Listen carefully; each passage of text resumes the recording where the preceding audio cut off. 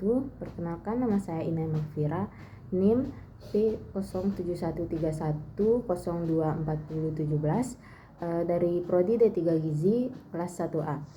Di sini saya akan menjelaskan tentang isi makalah saya yang berjudul keracunan cyanida Mirna Solihin yang melibatkan Jessica Kumala Wongso. Dalam video ini saya akan menjelaskan 3 pembahasan. Yang pertama tentang kronologi penyebab kematian Mirna. Yang kedua, bukti-bukti yang menjerat Jessica sebagai tersangka dalam kasus ini. Yang ketiga, dampak sosial kepada masyarakat. Pembahasan pertama tentang kronologi peristiwa penyebab kematian Mirna. Pada pukul 15.30 Jessica tiba di Kopi Oliver. Setelah 2 menit di dalam, ia keluar. Jessica masuk kembali ke Oliver dengan tas belanja pada pukul 16.14. Kemudian, pada pukul 16.18, Jessica memesan minuman. Pukul 16.24, kopi disajikan kepada Jessica. Mirna tiba dengan temannya pada pukul 17.16. 2 menit kemudian, Mirna meminum kopi tersebut dan mengatakan bahwa minuman tersebut rasanya aneh. Berasa kopinya bau. Setelah itu, Mirna meminta temannya untuk mencium kopi tersebut. Pada pukul 17.24, Mirna kemudian kejang-kejang dengan mata yang sedikit tertutup. Sesampainya di rumah sakit, ayah dari Mirna memberikan oksigen dari mulutnya. Namun Mirna tidak bergerak sama sekali. Pada tanggal 9 Januari 2016, setelah di rumah sakit dinyatakan meninggal dunia, dia langsung diantar ke rumah duka. Menurut polisi, Mirna harus diotopsi. Jika tidak, polisi tidak bisa melakukan penyelidikan. Pada tanggal 10 Januari 2016, Mirna dikubur.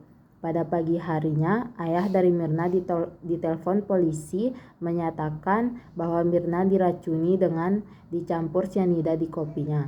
Pada tanggal 15 Januari, tersangka bahwa Jessica adalah pelaku yang memberikan cyanida pada kopi tersebut. Mendengar itu, Jessica tersinggung.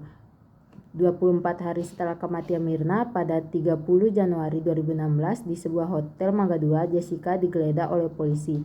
Polisi diketahui mencari celana yang dipakai Jessica pada saat kejadian. Namun hingga kini celana tersebut tidak ditemukan. Pada 15 Januari 2016, sidang hari pertama digelar pada Pengadilan Negeri Jakarta Pusat. Opini publik mengatakan hampir 100% menghakimi Jessica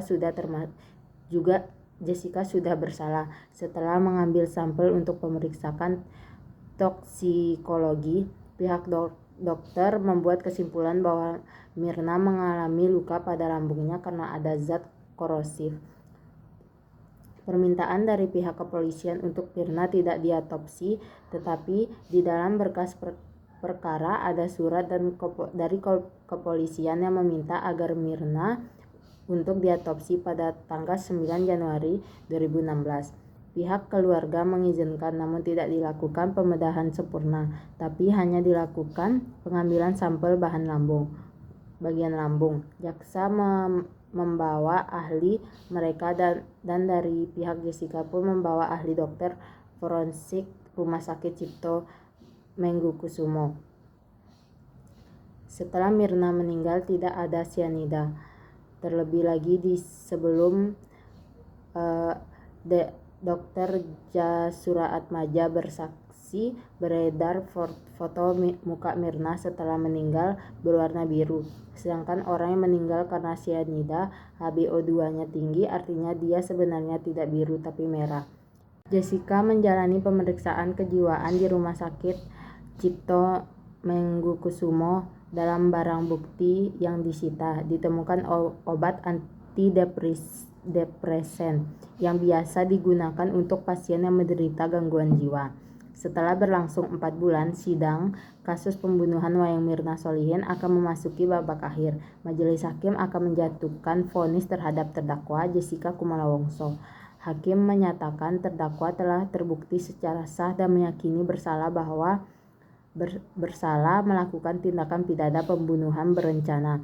dan menjatuhkan pidana terhadap terdakwa tersebut dengan pidana penjara selama 20 tahun. Tidak terima dengan putusan dari tersebut, maka Jessica melalui kuasa hukumnya mengajukan banding ke Pengadilan Tinggi Jakarta Pusat. Akan tetapi, hasil putusan Pengadilan Tinggi Jakarta Pusat menguatkan putusan Pengadilan Negeri Jakarta Pusat.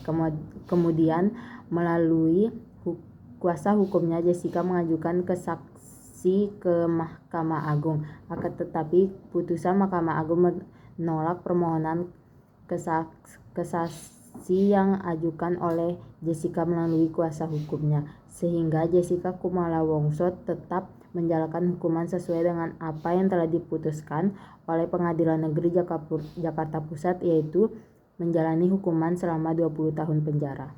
Pembahasan kedua tentang bukti yang menjerat Jessica sebagai tersangka. Jessica Kumala Wongso ditetapkan sebagai tersangka dalam kasus kopi sianida yang menewaskan Wayan Mirna Solihin berdasarkan sejumlah bukti. Yang pertama, adanya sianida dalam lambung Mirna. Yang kedua, Jessica berada di dekat kopi sebelum Mirna datang. Yang ketiga, Jessica memesan kopi tersebut. Yang keempat, kesaksian para saksi. Yang kelima, ahli digital forensik membuka rekaman CCTV. Yang keenam, ahli forensik menemukan sianida di lambung Mirna. Yang ketujuh, Jessica didakwa dengan pasal 340 KUHP tentang pembunuhan berencana. Bahasan ketiga tentang dampak sosial kepada masyarakat. Yang pertama, meningkatkan kecemasan dan ketakutan publik. Kasus ini menimbulkan rasa takut dan kecemasan di kalangan masyarakat. Banyak orang merasa tidak aman dan khawatir akan keselamatan diri mereka sendiri. Yang kedua, meningkatkan perhatian terhadap keadilan dan hukum. Kasus ini juga memicu perdebatan tentang keadilan dan hukum di Indonesia. Masyarakat menjadi lebih kritis terhadap proses hukum dan penegakan hukum di Indonesia. Banyak yang mempertanyakan transparansi dan keadilan dalam proses hukum, serta memperdebatkan tentang bukti-bukti yang digunakan dalam persidangan.